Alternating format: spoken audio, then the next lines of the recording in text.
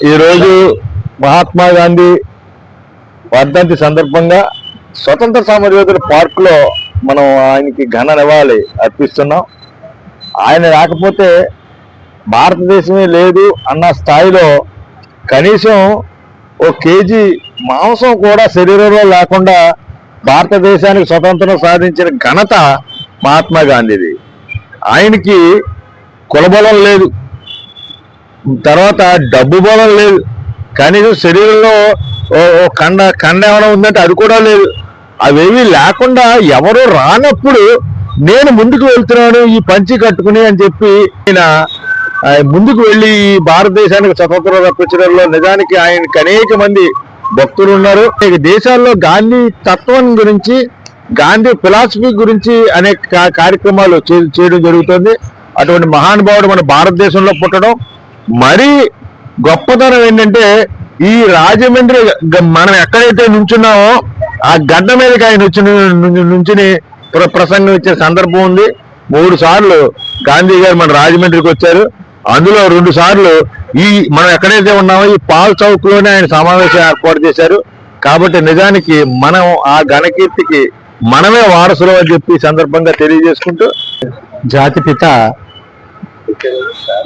మహాత్మా గాంధీజీ వర్ధంతి సందర్భంగా ఆయనకి నివాళులు అర్పిస్తూ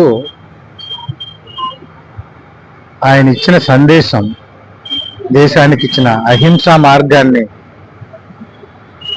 అహింస అనే ఒక బలమైన ఆయుధాన్ని మనకి ప్రసాదించారు. తద్వారా ఎన్నో మనకి స్వతంత్రాన్ని తీసుకొచ్చారు. అలాగే ప్రపంచంలోనే ఆయనకి ఎంతో మంది నెల్సన్ మండేలా లాంటి వాళ్ళు ఆయన వెనక ఫాలో అవుతూ వాళ్ళ దేశాలకి కూడా వాళ్ళ స్వతంత్రాలు తెచ్చుకున్న సందర్భాలు ఉన్నాయి. సో అంత ఘనకీర్తి సంపాదించి పెట్టిన బాపూజీని మనం ఈరోజు స్మరించుకుంటూ, ఆయనకి ఘనంగా నివాళులు అర్పించుకుంటూ, ఆయన మార్గంలోనే మనం వెళ్ళటానికి సంసిద్ధులు కావాలని చెప్పి మన సమాజానికి ఒకసారి మేలుకొలుపుగా మరొకసారి తెలియజేసుకుంటూ, ఈరోజు ఈ పార్క్ లో మనం అందరం కలవడం అనేది చాలా ఆనందం. ఆయన వర్ధంతి సందర్భంగా ఎంతో మందికి స్ఫూర్తి, ఎన్నో దేశాలకి ఆదర్శం. దానికి శాంతి నెలకొల్పాలనేటువంటి ఉద్దేశంతో ఇప్పుడున్న తరం కొద్దిగా దాన్ని కూడా మననం చేసుకుంటే బాగుంటుందని ఇవాళ ఆంధ్రకేసరి యోజన సమితి ఆధ్వర్యంలోని మహాత్మా గాంధీ వర్ధంతి జరుపుకోవడం ఎంతైనా మన అదృష్టంగా భావించాలి. ఎందుకంటే గాంధీ గారు మరి ఇక్కడ నడిచినటువంటి ప్రాంతంలో మనం సమావేశం మందిరం ఏర్పాటు చేసుకుని, ఫ్రీడమ్ పార్క్ అనేది ఒక ఏర్పాటు చేసుకుని సుమారు ప్రతిదీ వర్ధంతులు, జయంతులు జరుపుకుంటూ మరి ఇవాళ గాంధీ గారి అహింస ద్వారా, హింస ద్వారా ఏది సాధించలేమో అహింస ద్వారా సాధించగలం అనే ఇది నిరూపించి ఆయన మన వరసానపల్లి హనుమంతరావు గారు జాతిపిత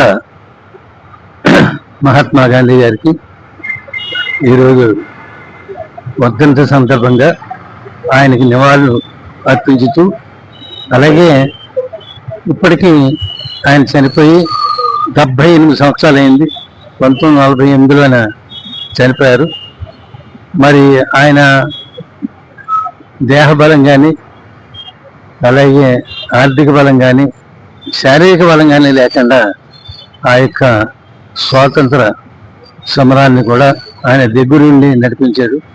ఈవేళ భారతదేశంలో జాతి పిత అనే పదం ఆయన ఒక్కరికే మాట చెందిందని చెప్పి ఈ సందర్భాన్ని తెలియజేసుకుంటూ మేము సెలవు.